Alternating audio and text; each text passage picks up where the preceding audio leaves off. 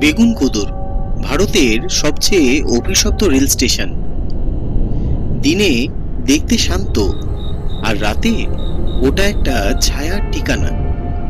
1967 সালে এক মহিলা ট্রেন থেকে নামলেন, আর সকালে তার দেহ পাওয়া গেল লাইনের ওপর।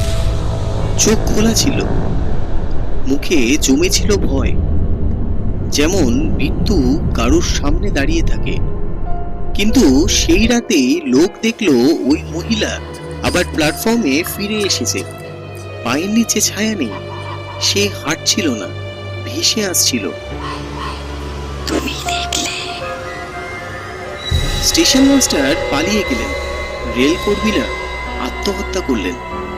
রেল মন্ত্রক 42 বছর স্টেশন বন্ধ করে দেয়, কারণ রাতের ট্রেন আত্মাদের জন্য। আজও রাতের ট্রেন থামে, কিন্তু কে উঠছে কে নামছে বোঝা যায় না। শুধু শোনা যায় ঠান্ডা নিঃশ্বাস। সাদা শাড়ি পরা মহিলা ঘড়ির নিচে দাঁড়িয়ে থাকে, তাকালেই অন্ধকার, শ্বাস বন্ধ। তুই এবার